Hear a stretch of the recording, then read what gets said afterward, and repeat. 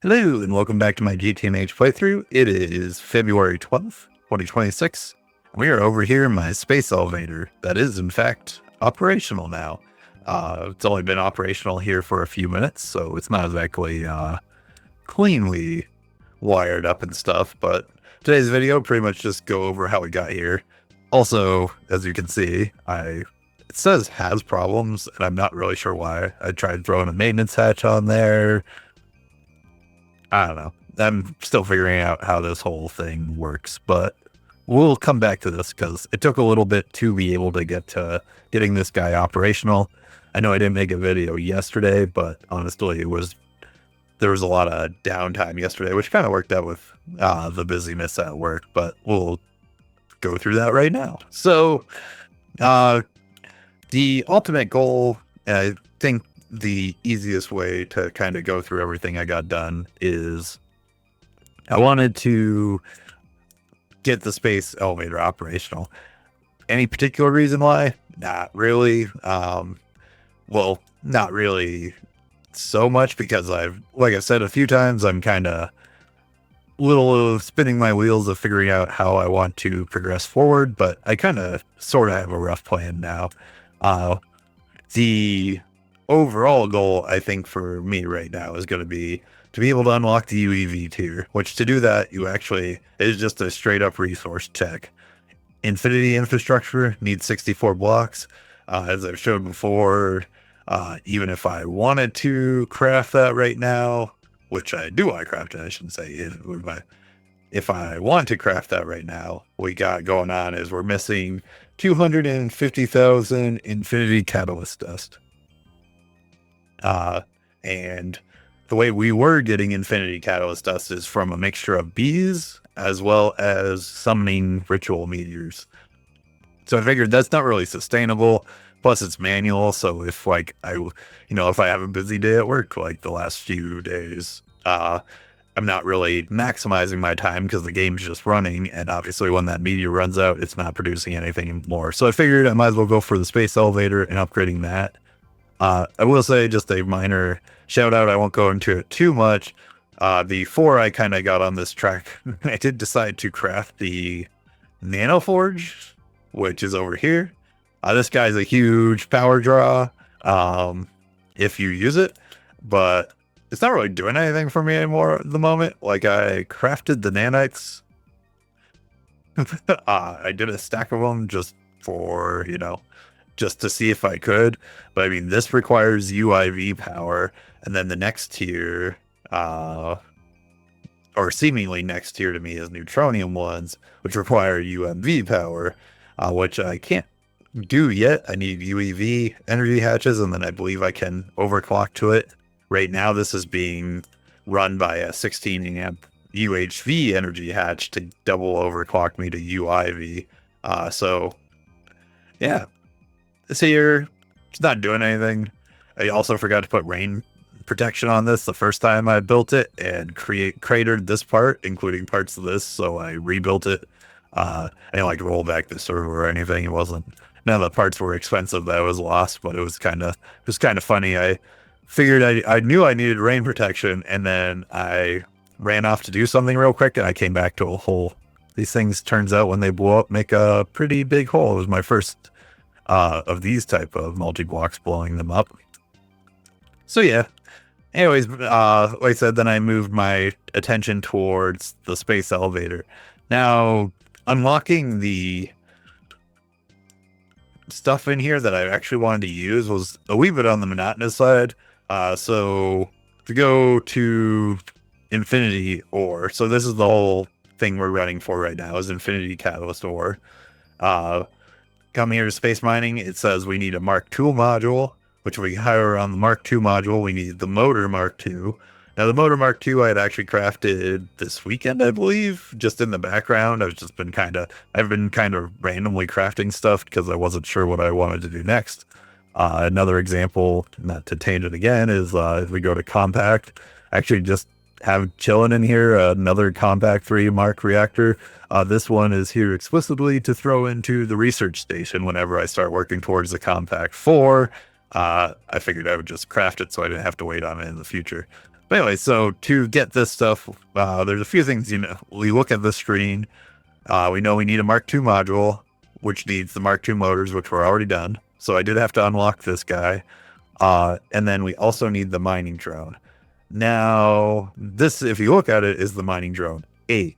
So obviously, or I shouldn't say obviously, mining drone, if we type them in here, mining drone, I believe 1, 2, and 3 are just regular patterns, and then 4, we start here. So from here on out, we had to research all the way up to 8 to get this guy.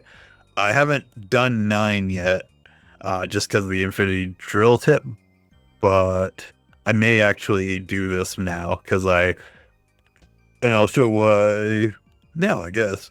When we're looking at the infinity ore, right now I have currently running back here, and I'll show the setup in a little bit, this recipe, but we can also do this guy, which looks like it gets us a whole lot more, and is the recipe I thought I was going to be using, because I already set up the level maintainer for the Niquata alloys, got the power over here for UHV, the computation I have set up for everything. So this, all I need is the Mark 9. So actually, while I'm thinking about it, let us craft in the background a drone 8, so I can throw it in the research station, and then we'll get to it. So yeah, that obviously, as you can tell, obviously 8 from 3, so we did research 4, 5, 6, 7, 8, and then now gonna research 9 whenever that finishes crafting. That was a lot by itself, but actually what was way worse is, 1, I wasn't paying attention to what module I was researching, so I wasted time.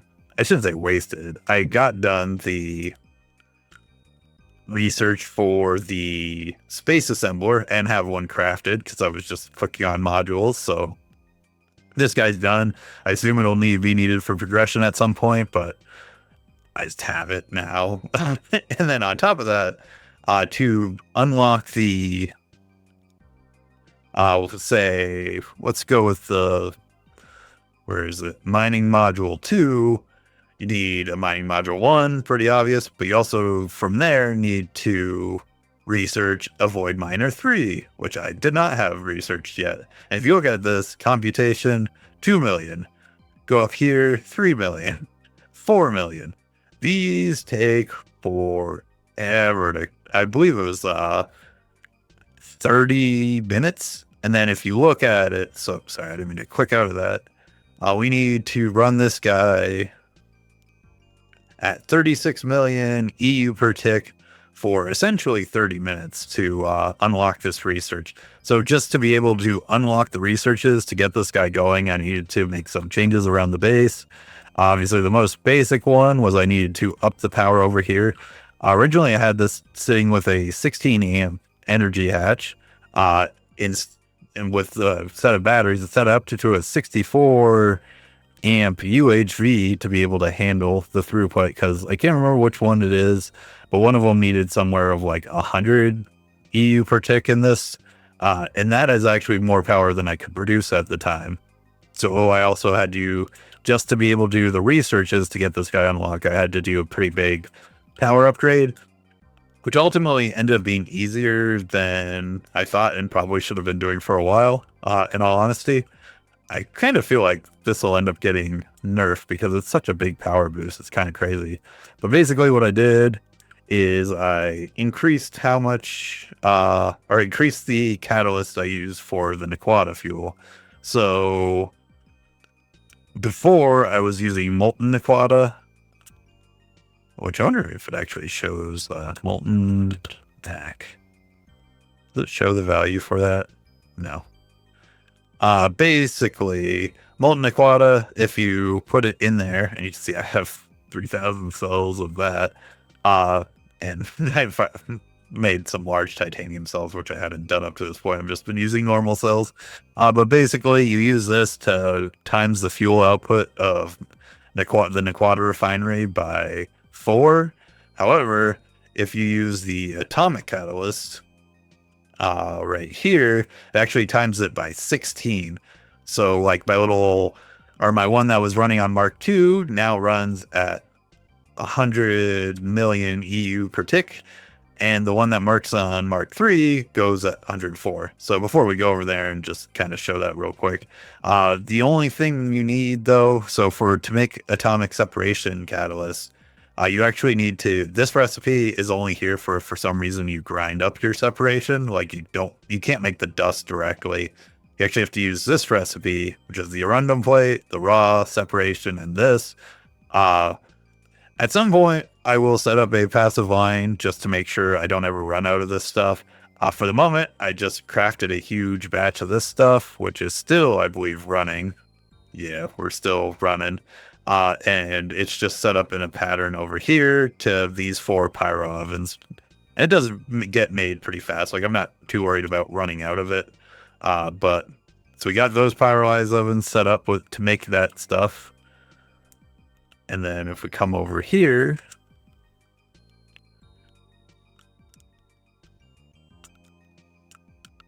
down to where the refineries are, you can see, is it actually running right now? No, it's not running. Well, so this is what it currently generates. This is the big guy. Like I said, the smaller one is 1/4 this, so it's only 100,000 and some change. Or 100 million and some change. But so yeah, essentially when this guy turns on right now, like if this guy's power were to drop, which it's going to take a while, so we're not going to sit here and watch it, we make 500 million EU per tick in power now. Now we're not done with upgrading our power because I would really like to get the plasma line fully functional, like use celestial plasma, all that jazz. The main thing that was holding me back was wasting essentially the front-loaded cost of getting enough distilled water, and I haven't really come up with my plan for how I will produce enough distilled water to keep the plasma caught up. But yeah, so as all that being said, that was all just to be able to research the 2 space, all the space modules, which I did also research the space pumping module. I didn't mention that one before. I do, however, need UEV pumps to be able to make the first module for that. So that's it's research, but it's not touched. And then, yeah, so then the final part was to set up all this over here. So now the main block doesn't really have anything going on besides if we hop under here, it's where the power comes in. And that's about it. Nothing too exciting. Now each module, as far as I can tell, you need to provide it its own input, buses, hatches, output, bus or hatch, depending on what you're doing, its own optical connector, as well as I am undetermined if I need to have this input hatch up here, which currently holds the drone. And once all this stuff is put in, I was taking a while to form, so I thought I was making it wrong, because this guy's NEI diagram's a little messed up, but you do want to face the module this way at the second block up, then eventually it'll all form. And then if it's not saying it's working, just make sure you have this guy turned on and it'll be all good. I did get the quantum computer down here set up and running. Currently, I'm just rocking wetware mainframes. That should be enough for me even when I upgrade to the Mark 9. Then obviously power down here, nothing too exciting. And then the level maintainer currently for these guys, which maybe I'll have to make them bigger if it's already requesting them. Interesting. But yeah, so this guy's all set up. And then the only other thing was instead of having this guy output to an ender chest like my void miners, I figured since it's in the same dimension, I'm just going to throw a wireless connector on here and send it over to ore processing. Now, the rest of all these modules are blank. I don't have anything installed. Down here still ugly, and I'm not exactly satisfied with how I have the wires run at the moment. So all this is in work in progress to clean up. But I wanted to get at least one module running just to make sure I understood how it worked in the first place. Oh, there we go. 4,000 Infinity Catalyst. 50 seconds for that one. Huh. Yeah, and that is, for the most part, it.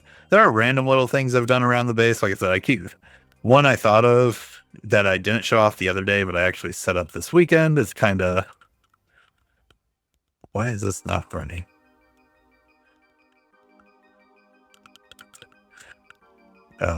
Separation, input, output, other star input.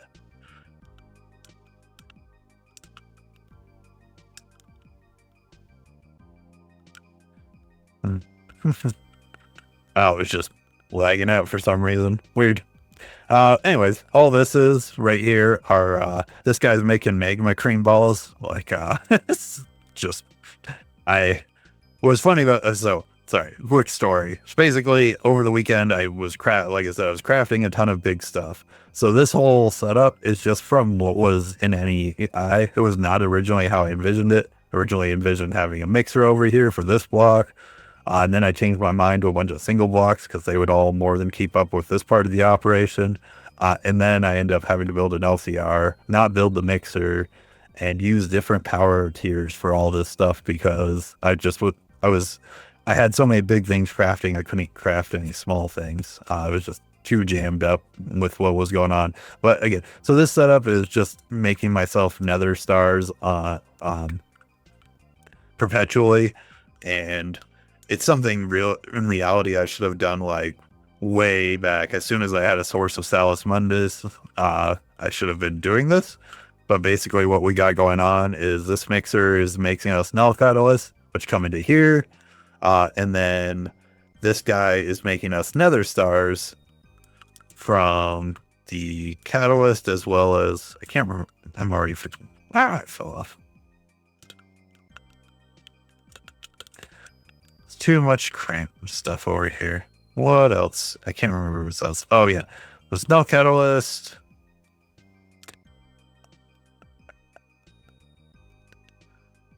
Assembly. Why? Oh yeah. I actually went through all my Salus Mundus. That's crazy. I had like a couple million in here. I might have to check on my B for this to make sure I'm not doing anything with magic in it at the moment, so it's not the end of the world, but how many nether stars do I have? 187k. So I'll probably put a level emitter on here. But yeah, so basically all this is using the Salus Mundus and the null catalyst, and then it makes nether stars, which by default go back to this macerator first, so that for sure this recipe is always the primary thing, and then it outputs the excess nether stars into the AE network. I had ran out of those. I don't even remember what I was trying to craft at this point, but that was just something random. And yeah, I think that was it for random stuff. I have not set up more of these guys yet. I have 5 of them crafted, but I was using so much power. And actually now I'm sad to realize I had turned it off. Before I upgraded my power earlier, I was worried about the base running out of power. And so I had turned that off because this uses 6 EU or 6 UV amps per tick. So yeah, I think that's where I'll leave it for the moment. If I forgot something, I'll just cover it again later. Oh, you know what? There's one last thing I want to show off. And it's just a real simple thing. I was going to yesterday start off the day with setting up a bunch of forming presses, but then I stopped because it does turn out. And if I've already talked about this last episode, forgive me, but you do not need to have, say, here's one of my motor ones. Here we go. So like this guy is making me, I believe, UV motors, if I remember correctly. Either way, we got fine American wire. If you notice, this is not renamed. All of these guys can just be the same one. The stocking input bus actually does function how I expected. We don't need to have that bottleneck anymore. I did go through and pull all these recipes out. So nothing's being renamed for any of these guys. These were the 5 I had going. So that's a pretty big speed boost to begin with. Although I will say, for some of them, like the UHP stuff, currently I'm not crafting enough with it to be worried about it. I definitely have enough power now that I can go through here and swap out the advanced assembly lines for irregular assembly lines for advanced. I know sometime here in the future too, I'm going to work on the component assembly line. I don't know how that works yet, but it's something else I thought about that I haven't done yet. That's probably worth doing instead of doing a million of these assembly lines for every tier, but we'll see. Lots to work on. I appreciate you for watching, and I hope you have a good night. I will probably be back tomorrow. I think tomorrow will be a lot more chill at work. I've got all my stuff caught up, so I imagine I'll have some free time to play, but I'm not quite sure what I'm going to work on yet. So yeah, anyways, I will see you tomorrow. Hope you have a good night. Goodbye.